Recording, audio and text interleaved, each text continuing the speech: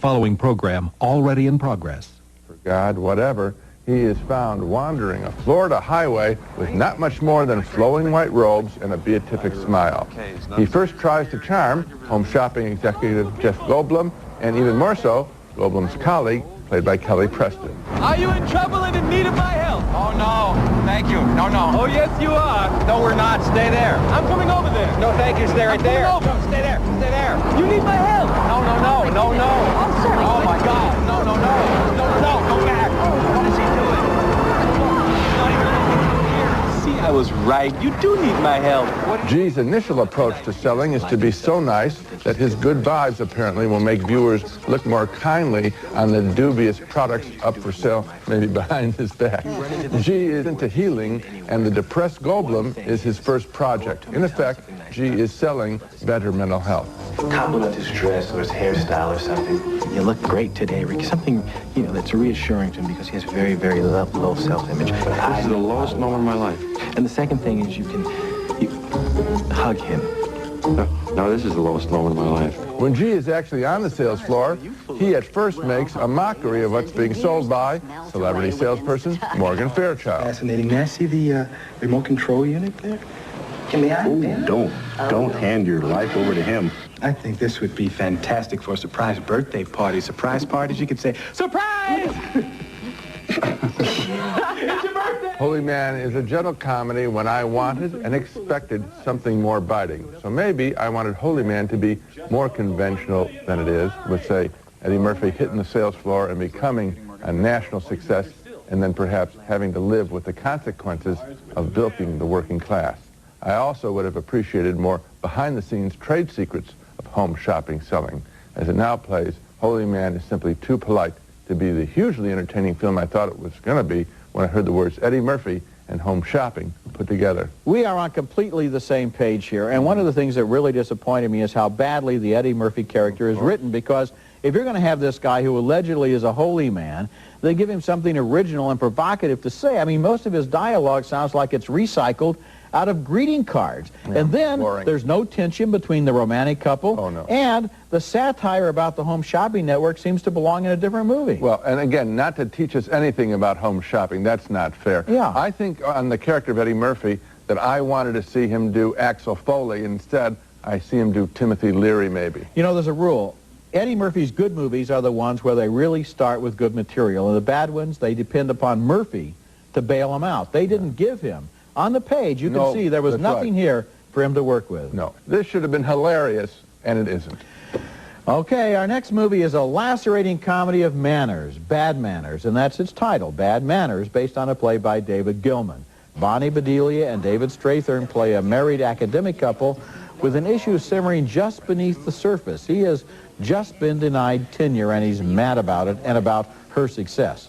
As weekend guests, they welcome another couple, played by Saul Rubinek and Caroline Feeney, as his much younger new lover.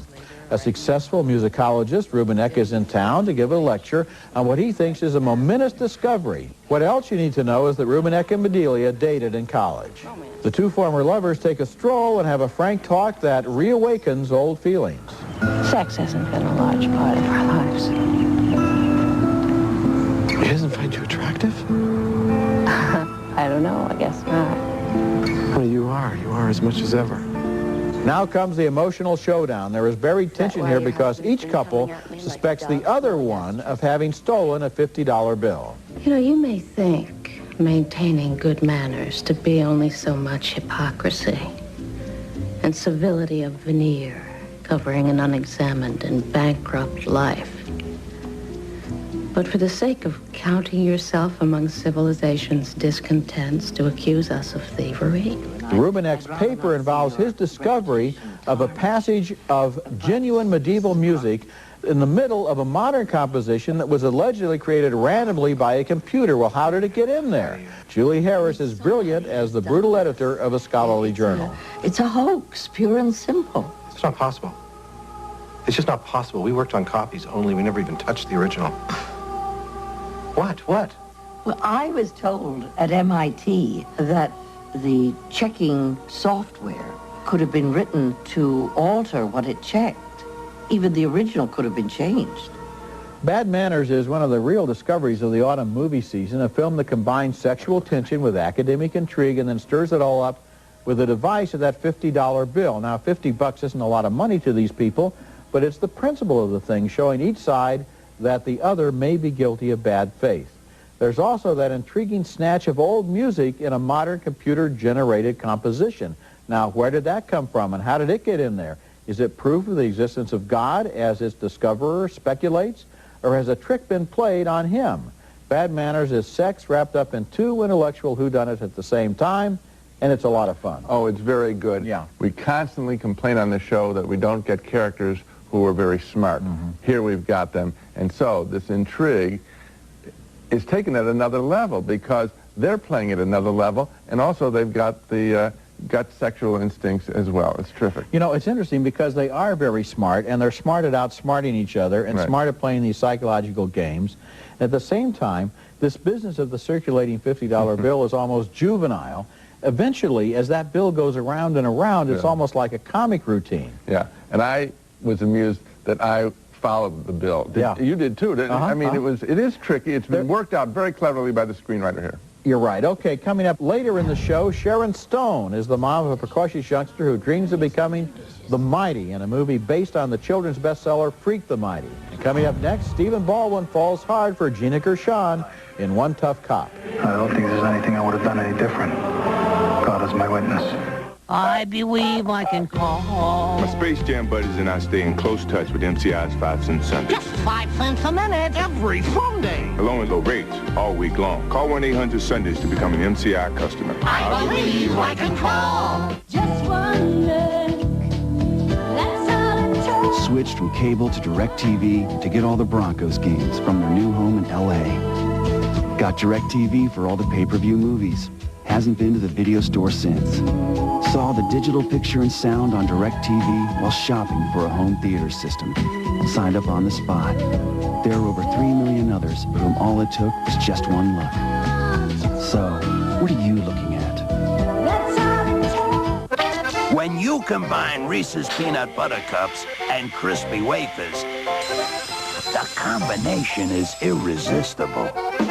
Reese Sticks. The crisp you can't resist. We're having a 48-hour sale here at American Furniture Warehouse over this holiday weekend. We've marked down everything in every department at every American Furniture Warehouse show.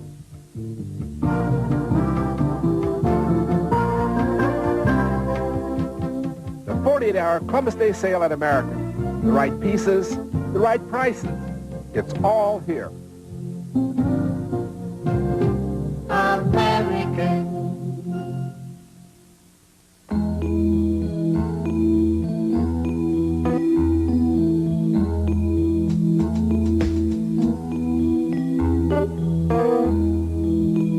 A woman spends her entire life responding to a changing body.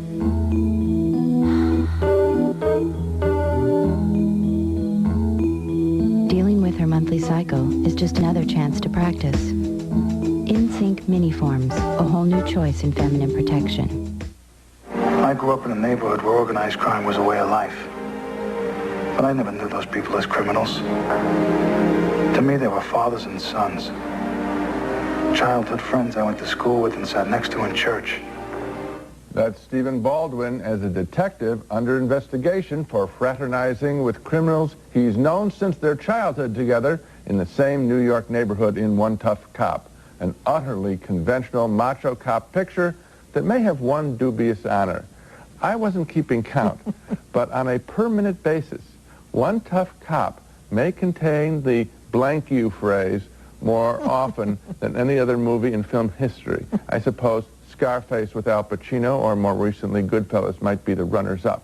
I will now leave this to the minutia counting editors at Entertainment Weekly to assign a freelancer to check it out. I'm just making clear I can't be responsible for Hot. He's going crazy. Baldwin's lifelong buddy is a mobster played by Mike McGlone, and they eventually are in conflict over a woman, beautiful Gina Gershon, who radiates as much pure carnality as any actress today. This is all wrong. You gotta tell me.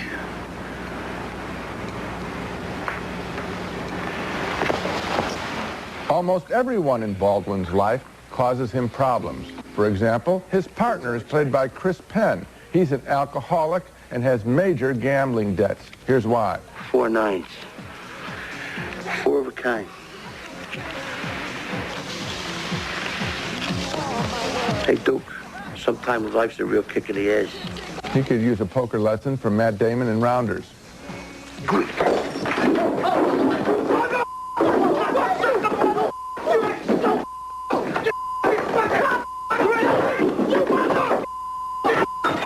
During this Who Can Act the Most Macho movie, Baldwin investigates the brutal rape and mutilation of a nun that is needlessly and repeatedly described in ghastly detail. Yeah. To track the killers, Baldwin makes contact with neighborhood sources. But look at the overkill in this scene, typical of the movie.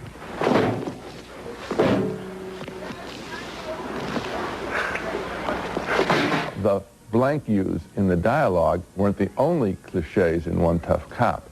The stare-downs with the guns drawn, the kisses of macho respect among these boyhood chums, and all their reminiscences. It's all over the top, no matter that we learn at the end that this is based on the story of a real cop. And of course, that made me think of Frank Serpico, a more interesting real cop. Well, it's based on the story of this real cop, Bo Deal, but on the other hand, at the end it says his character is real, but everything else in the movie is fictional. So they took a real guy and they plugged him into as many cliches as they could think of. I mean, the movie even starts with the obligatory hostage crisis, and then where do the cops always go after a hostage crisis? 100% correlation. They go to a bar. I mean, this movie is right on track. And another thing, there's a scene where the feds show him 8x10 glossy photographs taken the night before of him embracing his childhood buddy, the mafioso guy. Okay, so he looks at these photos, and what does he do? He later meets a mob collector and hands him $5,000 while they're both seated in the plate glass window of a coffee shop to, you know, provide the best possible photo opportunity for the feds that he knows. That's so dumb. And then the hugging scene, you know, to get a better, you know, hug a mobster today. I guess that was the message. Hopefully on the street with good daylight so that the f-stop setting won't be a problem. Awful. When we come back, two kids with a lot to prove are able to prove it to each other in The Mighty, which stars Kieran Culkin and Sharon Stone. Kevin would trade it all for a chance to be normal. Max Kane has given him that chance. ABC Tuesday. Only one person can give you the thrill of winning $1 million. The rush behind the scenes of Monday Night Football and the power of blowing up a famous landmark. It's Joan London in an all-new Behind Closed Doors ABC Tuesday. This is a 7 News Doppler Max update. Good afternoon, I'm meteorologist Pam Dale. A little cooler and windier today, but still plenty of sunshine. More of that is in your 7-day forecast coming up today at 5 o'clock. Well, it's a big deal we're talking about here. Yeah, big deal. Big deal. Well, I only make big deals. Big deal, honey. I'm a big man. Honey, I do nothing that's wrong. Uh-oh. Better get Mako. Car repairs aren't a big deal when you come to Mako. Free body estimates and ambassador paint service for $189.95 are the big reason to say, uh-oh, better get Mako. You're leaking! Your life is non-stop. That's why you need BAN, the advanced protection of BAN Clear Roll-On, with a unique formula that goes on dryer and leaves no messy white stuff. BAN Clear Roll-On, made to work non-stop just like you. BAN, clearly advanced protection all day long. Arthritis, backache, sore muscles. Give pain the 1-2 punch with Icy Hot. It goes on icy to dull the pain, then gets hot to relax it away. Right back, give your pain the 1-2 punch and knock out pain with Icy Hot. Lives in this world of books and words and ideas. Things I don't even understand. In that scene from The Mighty, Sharon Stone plays the mother of a boy named Kevin whose progressive disease has twisted his body and could eventually claim his life. He's picked on at school because of his condition, and another kid named Max is picked on because he's too big, and maybe they could make a team. Kieran Culkin explains his thinking to Eldon Henson. Think of it as a partnership. You need a brain, and I need legs. The friendship between the two boys is deep and real and inspired by their reading of the legend of King Arthur and the Knights of the Round Table. Apart, they're not much, but together, they're Sir Lancelot. I said... Get your filthy hands off of her.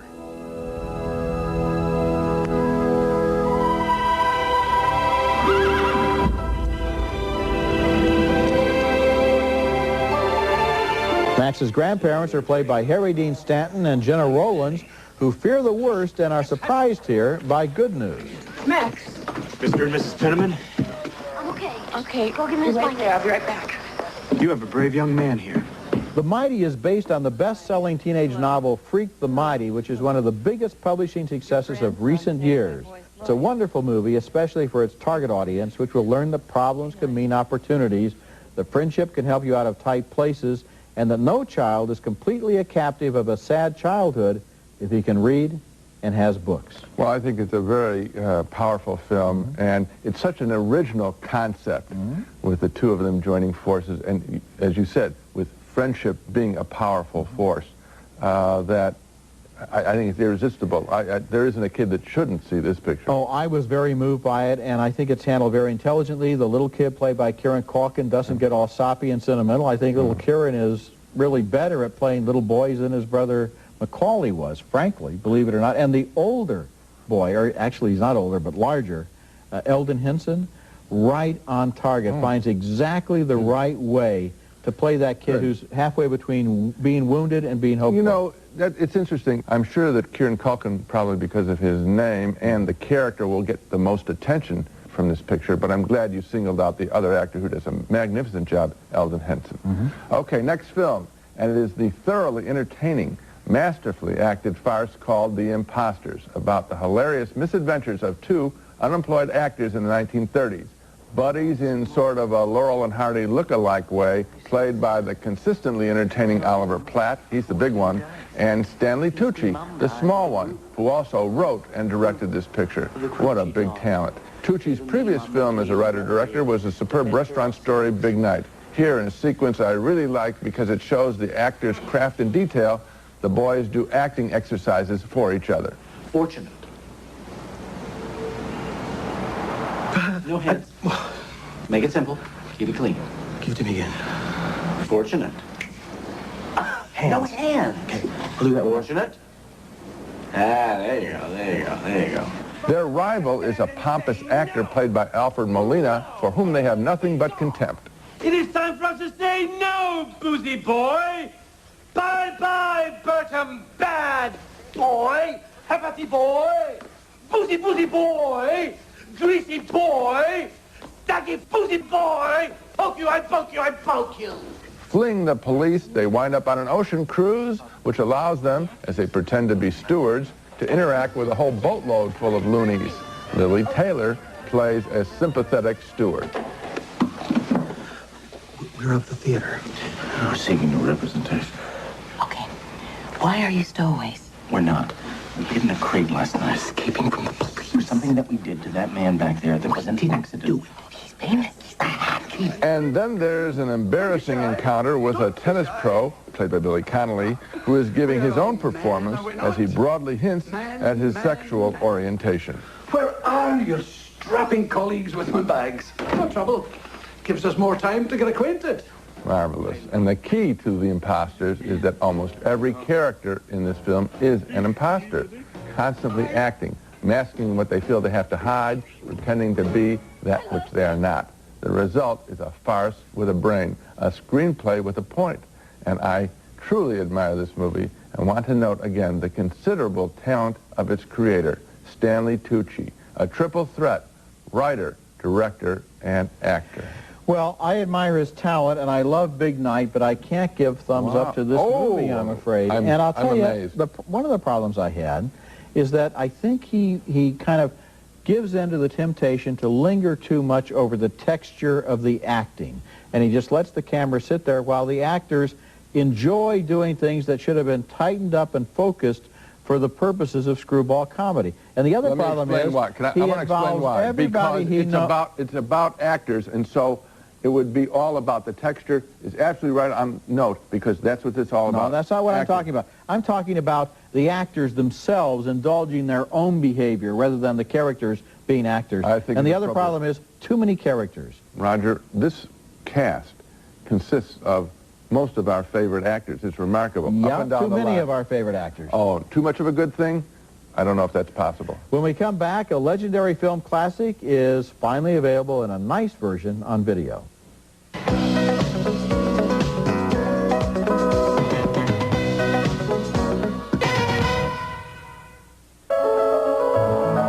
Movies have taken us places beyond our imagination. Now you can take those movies to places you never thought possible. Introducing the Silhouette Premier from Oldsmobile. The first minivan with a video entertainment system built right in. It gives motion pictures a whole new meaning. The Silhouette Premier. Only from Oldsmobile. Hey, don't say a word. I just called to tell you I love you. Sprint introduces short calls free. I know we live miles apart, but I just can't get you out of my mind. Now, when you switch to a dime anytime, a quick hello or getting someone's answering machine is on us. Not that I need to know, but how do you feel? Tingly all over. That goes for wrong numbers as well. Get calls under 30 seconds free when you sign up for Sprint Sense anytime. Call 1-800-PIN-DROP and put time on your side. Siskel and Ebert's Video Pick of the Week is brought to you by Nestle Raisinets. At the movies or at home, Raisinets. For years, I've been asked why Woman in the Dunes by the Japanese director Hiroshi Teshigahara was so hard to find on video. This is a movie that has never been forgotten by anyone who ever saw it, and finally, it's available in an authorized, restored version that does justice to its breathtaking photography and haunting vision. As the movie opens, an insect collector wanders in a desert area, misses the last bus to town, and is offered shelter for the night in a community of people who live at the bottom of deep holes in the sand. In the morning, he is horrified to learn that he has become a permanent guest. The woman in the dunes lost her husband, and so the villagers have found her a new one.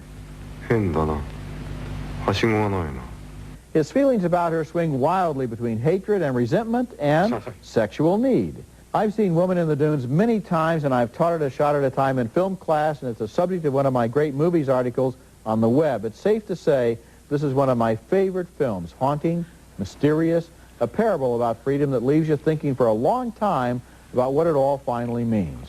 Woman in the Dunes is my video pick of the week. And it's one of my favorites. It was the first art film that I recall seeing as freshman year in college that told me that the cinema could be something more than just these standard stories. Every frame is beautiful. The look of sand on skin. It's a great film. Good recommendation. We'll be right back.